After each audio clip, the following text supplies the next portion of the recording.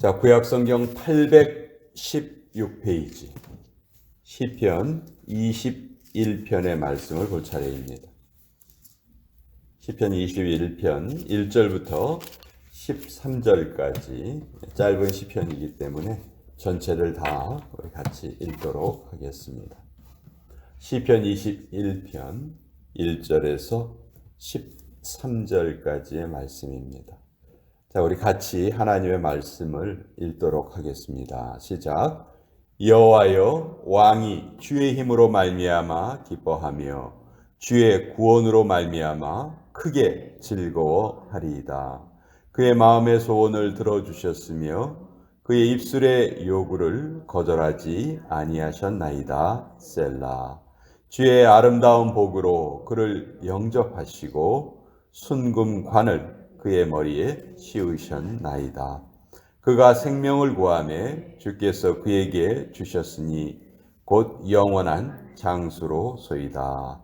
주의 구원이 그의 영광을 크게 하시고 존귀와 위엄을 그에게 입히시나이다.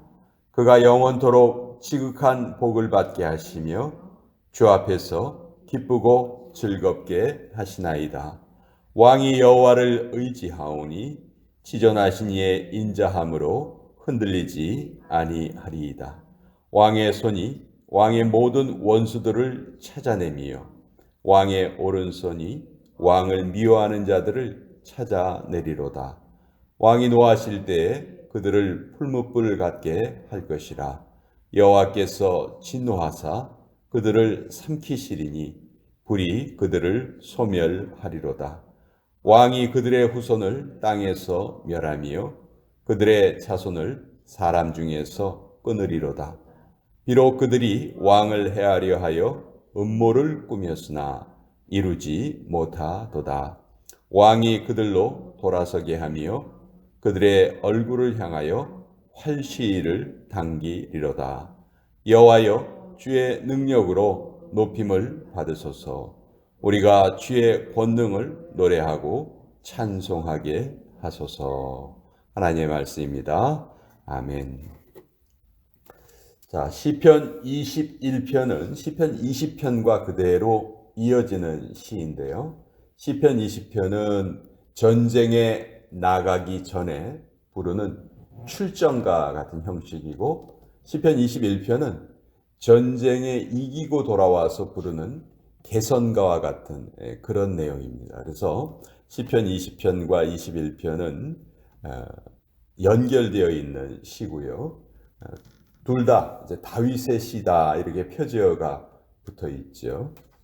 자, 시편 20편에서 보면 전쟁에 나갈 때 승리를 주시옵소서 이렇게 기도를 합니다. 그리고 이제 21편에서는 그 승리를 얻은 후에 이제 돌아오면서 승리를 주셔서 감사합니다 이렇게 기도하고 있는 그런 시편이죠. 그런데 1절에 보면 여호와여, 왕이 주의 힘으로 말미암아 기뻐하며 주의 구원으로 말미암아 크게 즐거워하리이다. 여기에 왕은 우리 성도들에게는 하나님을 의미할 수도 있고요. 또 당시 이스라엘 백성들에게는 다윗 왕을 의미할 수도 있습니다. 두 가지 의미가 있는데, 보통의 시는 왕이 백성들을 축복하는 그런 내용이 일반적이죠. 근데 시편 21편은 그 반대로 백성들이 왕을 축복을 합니다. 그런 내용으로 되어 있는데, 또 그게 다윗이 이런 시를 지었다는 게, 왕의 입장에서 이런 시를 지었다는 게 참 재미있죠. 자, 지금 전쟁에서 승리하고 돌아왔습니다. 그런데 그 승리로 인해서 기뻐하고 전리품 때문에 기뻐하는 것이 아니고 무엇 때문에 기뻐합니까? 주의 힘으로 말미암아 기뻐합니다. 주의 구원으로 말미암아 즐거워합니다. 그러니까 이미 다윗은 너무도 잘 알고 있었어요. 전쟁의 승리가 사람에게 달려있지 않고 하나님이 승리를 주셔야지만 전쟁에서 이길 수 있다는 것을 너무도 잘 알고 있었기 때문에 자기가 이룬 어떤 전쟁의 업적 때문에 그것 때문에 즐거워하는 것이 아니고 하나님의 은혜를 기뻐합니다.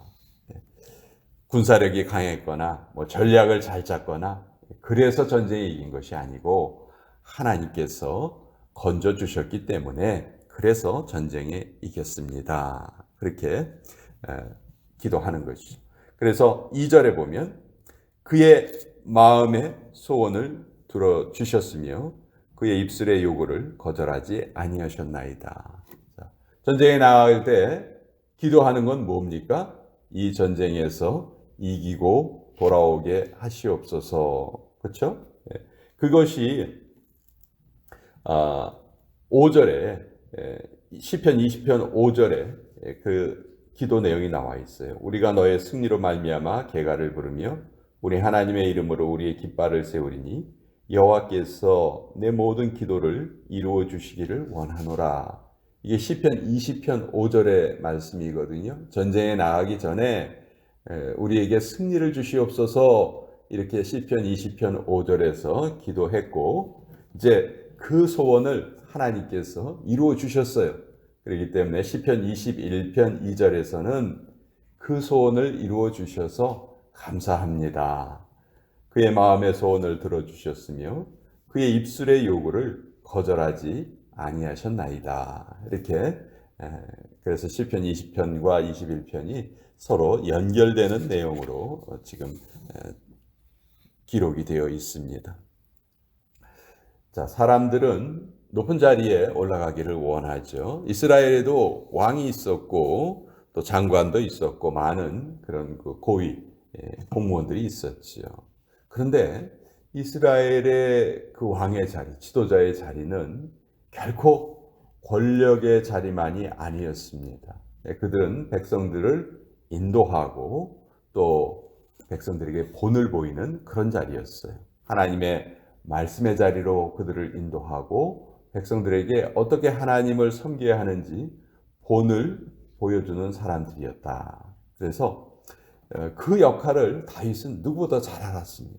그래서 다윗이 백성들 앞에서 하나님을 진정으로 섬기는 모습을 계속해서 보여주고 또 그것으로 백성들이 그 다윗을 따라서 함께 하나님을 섬기고 하나님의 은혜를 받을 수 있도록 그렇게 열심으로 하나님을 섬겼던 사람이 다윗이다. 그래서 다윗은 참 칭찬을 많이 받죠. 물론 다윗도 불완전한 인간이기 때문에 잘못한 부분이 없지는 않았어요. 그렇지만 그럼에도 불구하고 하나님께서 다윗의 믿음만큼은 늘 칭찬하셨는데 다윗은 개인적으로도 그렇게 열심을 보였지만 자기가 왕의 자리에 있는 것이 무슨 의미를 가지고 있는가 그것을 너무도 잘 알고 있었던 것이죠.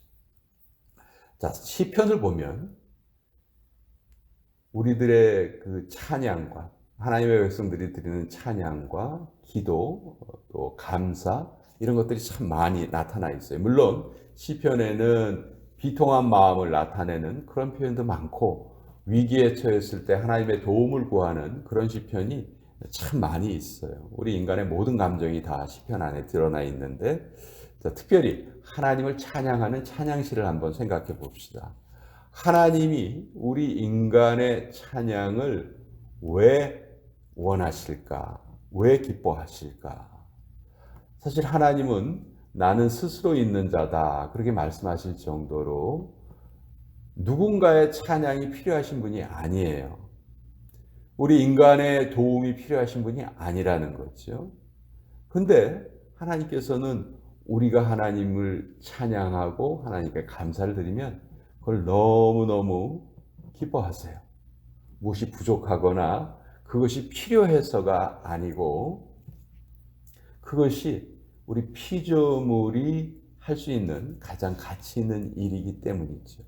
피조물이 피조물의 자리에서 그 피조물의 자리를 잘 지키는 것만큼 창조주에게 기쁨을 드리는 것이 없습니다. 우리가 아이를 키울 때 그 아이가 아프지 않고 잘 자라는 것 보면 부모 입장에서 가장 기쁘죠. 마찬가지로 우리 피조물의 역할을 잘 감당하는 것, 하나님께 창조주이신 하나님을 기뻐하고 영광 돌리고 감사하고 찬송하는 것, 이것이 우리 피조물이 할 수 있는 가장 가치 있는 일이다. 그래서 오늘 우리가 할 수 있는 가장 가치 있는 일이 바로 그것입니다. 우리가 이 세상적으로 어떤 무슨 업적을 세우는 것이 중요한 일이 아니고, 돈을 버는 것이 중요한 일이 아니고, 먼저 우리가 하나님을 찬양하고 감사하고 그런 자세로 이 하루를 살아가는 것이 사실 영적으로는 가장 가치 있는 일을 우리가 하는 것이다. 영국의 유명한 설교자였던 로이드 존즈 목사님이라는 분이 계시는데, 원래 이제 의학 공부를 하던 분인데 이제 회심을 하고 유명한 설교자가 되었습니다. 이분의 설교집은 지금도 많은 사람들이 이 설교집을 연구하고 또 그 설교를 통해서 은혜를 받는 아주 참 위대한 설교가였는데, 이분이 세 종류의 가짜 교인이 있다, 그렇게 설교를 하신 적이 있었어요. 첫째는 말씀을 아예 듣지 않는 사람들이 있다. 설교 시간에 딴 생각을 하고 그 말씀이 그 마음속에 받아들여지지 않는 그런 사람은 가짜다. 또 말씀을 받되 자기 필요에 따라서 선택적으로만 받는 사람, 이 사람들도 가짜다. 그리고 마지막 세 번째는 말씀을 잘 받아들였지만 인격과 삶이 변하지 않는 사람, 이 사람도 가짜다. 그러니까 하나님의 말씀을 우리가 대하는 이유는 그 말씀을 통해서 실제로 우리의 삶이 바뀌는 것이, 그것이 가장 궁극적인 목적이라는 거죠. 그러니까 이 변화가 있지 않으면, 성숙이 있지 않으면 사실 그 앞서 행했던 일이 아무런 가치가 없는 일이 되고 마는 것이지. 우리 한국 사람들에게는 민족의 원수와 같은 사람이 북한의 김일성이죠. 북한의 김일성은요, 그 아버지가 그 숭실학교를 다녔습니다. 숭실학교가 어떤 학교냐면 평양에 세워 있던 기독교 학교예요. 기독교 학교를 그 김일성의 아버지가 다녔고요. 김일성의 어머니가 아주 독실한 기독교 가정에서 자랐어요. 김일성의 외할아버지, 그러니까 김일성의 엄마의 아버지가 교회 장로였습니다. 그런데 문제는 김일성의 어머니가 문제였어요. 김일성의 어머니가 교회를 다녔습니다. 교회를 다녔는데 김일성의 회고록에 보면 내 어머니는 교회는 다녔지만 예수는 믿지 않았다, 그렇게 써 있어요. 왜 그러냐 하면 김일성이 어렸을 때 엄마한테 이렇게 물어봤대요. 어머니는 정말 하나님이 계시다고 믿고 예배당에 다니십니까? 그랬더니 그 어머니가 하는 말이, 장로의 딸인데 하는 말이, 고개를 절레절레 흔들면서 하나님이 계시다고 믿고 내가 다니는 게 아니고 사실은 너무 피곤해서 예배당에 가서 쉬려고 하는 거야. 예배당에 쉬려고 가는 거고 거기 가서 쉬고 오려고 하는 거야. 그렇게 대답을 했다는 거죠. 김일성이 그것을 너무도 정확하게 잘 기억을 하고 있어요.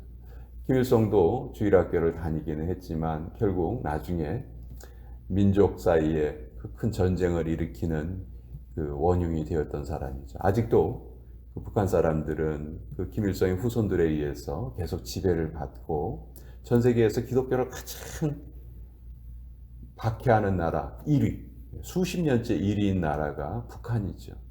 그 나라가 너무도 안타깝게 그 부모가 교회를 잘 다녔음에도 불구하고 그것이 잘 전달이 되지 않았던 거예요. 얼마든지 우리가 교회를 겉으로 다닐 수가 있습니다. 겉모습으로 다닐 수가 있고요. 내 삶이 바뀌지 않을 수가 있어요. 그런데 그거는 정말 우리 믿음의 낭비입니다. 전 이 세상에서 제일 싫은 게 낭비가 제일 싫어요. 어떤 일을 뭘 했는데 그것이 결과를 내지 못할 때 너무 그 앞서 했었던 행위가 너무너무 아까운 거예요. 그 에너지를 다른 데 썼으면 더 좋았을 텐데 그런 생각이 많이 들거든요. 우리 신앙생활에 있어서도 잘못된 낭비를 하는 경우가 너무 많다. 변화되지 않고 성숙되지 않는다면 우리의 모든 믿음의 행위가 낭비에 불과하다. 그것을 우리 잘 깨달아야 될 것 같습니다. 오늘 시편 21편을 통해서 다윗이 하나님 앞에 감사하고 기도했던 것은 무엇인가? 전쟁에 이겼기 때문이 아니고 주님의 힘 때문에 기뻐했고 또 주님의 구원으로 말미암아 기뻐했다. 오늘 하루 우리가 할 수 있는 가장 가치 있는 일은 피조물의 자리를 지키면서 창조주 하나님께 감사하고 찬양하고 그 힘으로 오늘 하루를 살아가되 말씀의 힘으로 변화되는 삶을 살아가는 것이 그것이 우리에게는 가장 가치 있는 일이다. 그 가치 있는 일을 하는 자를 하나님께서 찾고 계시고 기뻐하고 계신다 하는 것을 오늘 우리 같이 한번 나눠 보았습니다. 자, 6월 29일